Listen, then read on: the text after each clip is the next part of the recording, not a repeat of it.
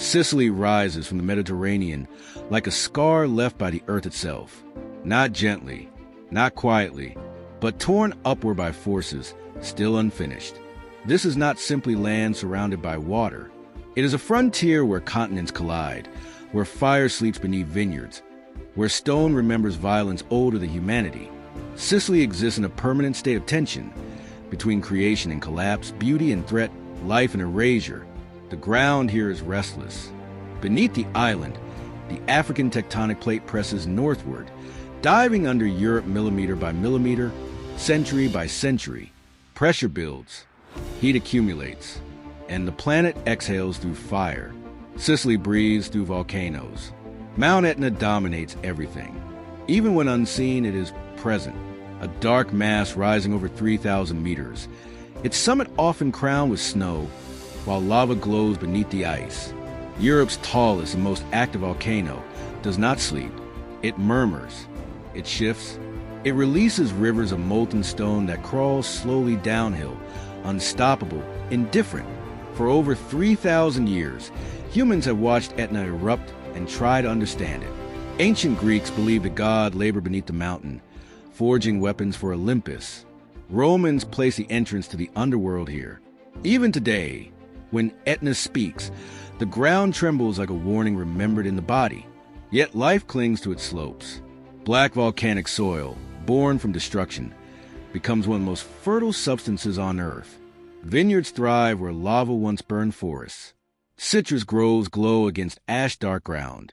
Villages rebuild again and again, accepting the risk because the mountain gives as much as it takes. This is Sicily's first paradox. Fire creates abundance. The island itself is a geological mosaic. Limestone mountains rise sharply from the sea, their pale cliffs blinding under the sun. Ancient seabeds now sit thousands of meters above sea level, lifted by tectonic violence. Fossils of marine creatures appear far from water, trapped in stone like messages from another world. Rivers here carve canyons not through time alone, but through sudden catastrophe. In places like the Alcantara Gorge, lava once flowed into cold water, shattering instantly into geometric columns, frozen mid-creation. Basalt walls rise like cathedral organs, black and striated, polished smooth by centuries of rushing river water. Inside the gorge, the air cools, sound changes. Even footsteps feel foreign, as if the earth itself is listening. Beyond the volcano, Sicily's wilderness becomes harsher. The interior is dry, sunburned, wind-scoured. Summers stretch endlessly, bleaching the land to gold and dust. Water becomes precious. Heat presses down without mercy. Yet in this severity, rare life persists. Bonelli's eagles circle high above cliffs. Foxes move at dusk. Endemic plants root themselves into cracks where soil barely exists, adapted to drought, fire, and neglect. At night, the island changes character. Wind carries salt from the sea. In the hills, ancient ruins silhouette against star-heavy skies. Stone theaters, temples, and fortresses sit abandoned, exposed to weather that has already outlived the people who built them. Owls call from collapsed walls. Lizards sleep in fractured marble. The silence feels deliberate. Sicily's coastlines tell another story, one shaped by erosion, invasion, and myth. Along the southern shore, white cliffs rise like frozen waves, carved from soft marl by rain and wind into terraces that look unreal, sculpted rather than natural. From the sea, they resemble stairways for giants. Legends say raiders once climbed here from their ships. Whether true or not, the name remains and the stone keeps its secrets. On the western edge, salt flats stretch toward the horizon, shallow mirrors catching the sky. For over 2,000 years, seawater has been trapped, evaporated, harvested by hand. Windmills creak slowly, relics of a time when nature powered survival. Flamingos pass through during migration, flashes of pink against blinding white salt and blue water. Fragile life moving through an unforgiving geometry. Offshore, the earth continues breaking the surface. The Aeolian Islands rise from deep water like unfinished thoughts. Volcanic cones emerging directly from the sea, each shaped by explosion and collapse. Stromboli burns openly, erupting every few minutes, day and night. Fire arcs into darkness. Ash falls back into the ocean. For ancient sailors, this constant glow was a lighthouse. For the island, it is a reminder that the planet is still alive. Volcano steams and hisses. Sulfur stings the air. Mud pools bubble. The ground radiates heat beneath bare feet. This is geology without disguise, raw, breathing, dangerous. The smell alone tells the truth. The earth is not stable. It is restrained.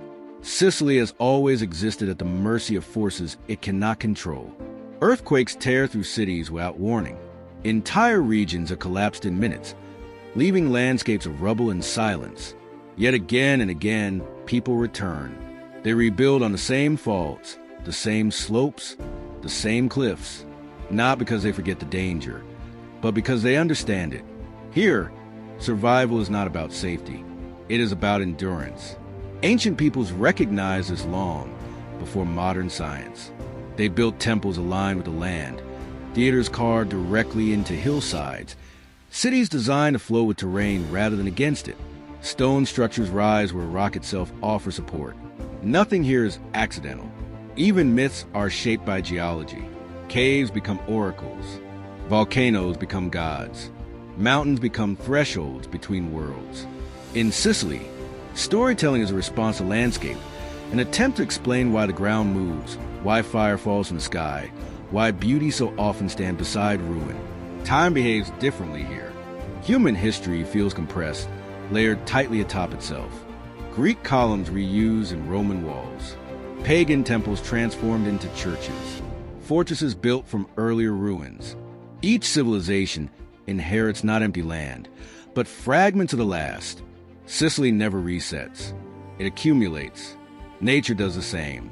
Eruptions cover forests. Forests return. Cities fall. Cities rise again. Nothing fully disappears.